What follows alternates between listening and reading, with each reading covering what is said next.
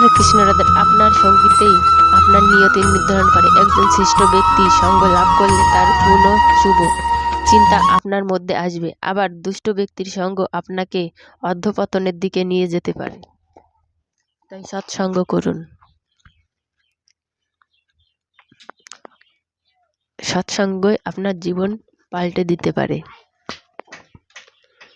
যদি আপনি শুধু ঈশ্বরের উপর বিশ্বাস রাখেন তবে আপনার ভাগ্য যা লেখা আছে সেটা পাবেন, কিন্তু যদি নিজের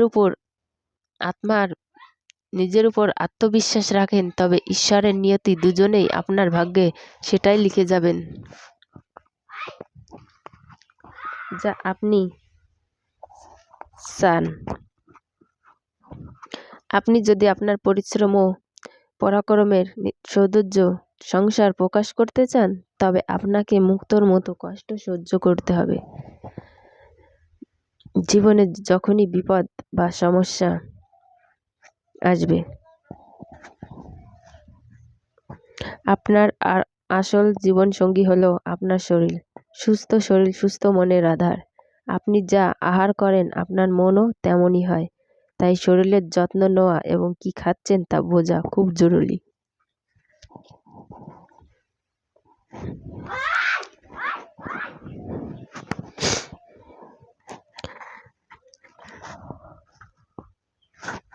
আমার ভিডিওটি যদি ভালো লাগে অবশ্যই আমার পাশে থাকবেন।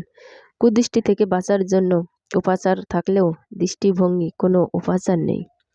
আপনার দৃষ্টিভঙ্গি অনুচিত হলেও আপনার পতন কেউ ভাঙতে পারবে না। তাই নিজের দৃষ্টিভঙ্গি শুভ করুন। জীবনের প্রতিটি সম্পর্কের ভিত্তিগুলো বিশ্বাস।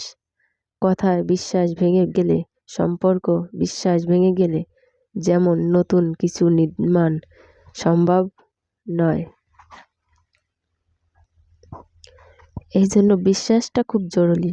যে কোনো কাজ করেন না কেন আপনার বিশ্বাস থাকা খুব জরুরি। ঈশ্বর আপনাদের হাত দিয়েছেন সেবা করার জন্য।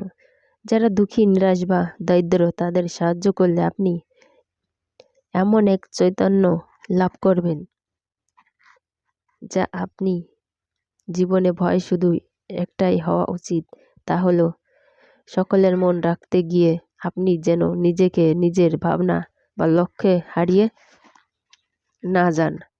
নিজের মানসিকতা, ব্যক্তিত্ব, লক্ষ্যকে রক্ষা করুন।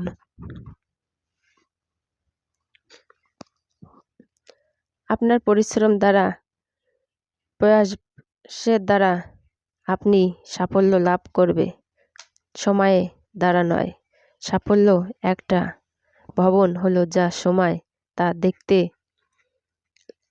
দেওয়া লাগানো রং।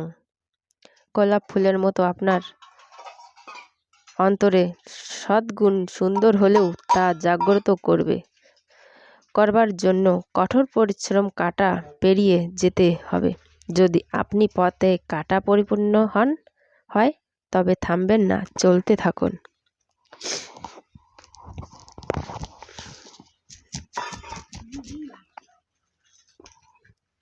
মন হলো শরীরের সারথি, আর মনের শক্তি আসে দূরতা থেকে। প্রতিদিন ছোট ছোট কাজ স্থির করে তা পরিপূর্ণ করুন। লক্ষ্য পূর্ণ হলে মনের শক্তি বাড়বে এবং যে কোনো বিপদ হার মানবে আপনার কাছে। এই জন্য সবসময় মনকে নিয়ন্ত্রণ রাখতে হবে। ফল খেতে হলে যেমন বৃক্ষে চড়তে হয়, তেমনই লক্ষ্য, ধন, প্রেম, সম্মান বা মোক্ষ যদি আপনি লাভ করতে চান তবে তার দিকে অগ্রসর করতে থাকুন। অলসতা ত্যাগ করুন এবং চলতে থাকুন। অপেক্ষার দ্বারা শুধুমাত্র মৃত্যু লাভ হয় না। আলোচনা ও নিন্দা, কারণ নিন্দা প্রশংসা কোনোটাই যেন আপনাকে প্রভাবিত না করে। বেশি প্রশংসা করলে অহংকার জাগ্রত হতে পারে, আবার নিন্দায় লজ্জিত হওয়া উচিত নয়। আপনাকে নিয়ে সমালোচনা করবে, কান দেবেন না। নদীর মতো প্রবাহমান হতে শিখুন। জীবনে প্রকৃতপক্ষে মুহূর্ত নতুন স্মৃতি নিজেকে হারিয়ে ফেলবেন না।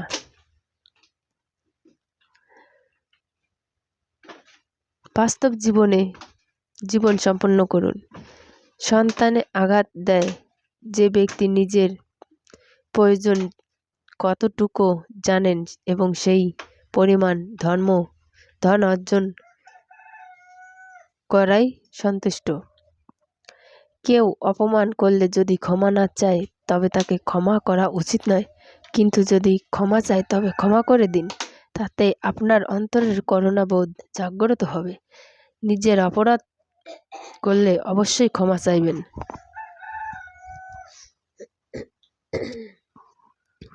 আমার ভিডিওটি ভালো লাগলে অবশ্যই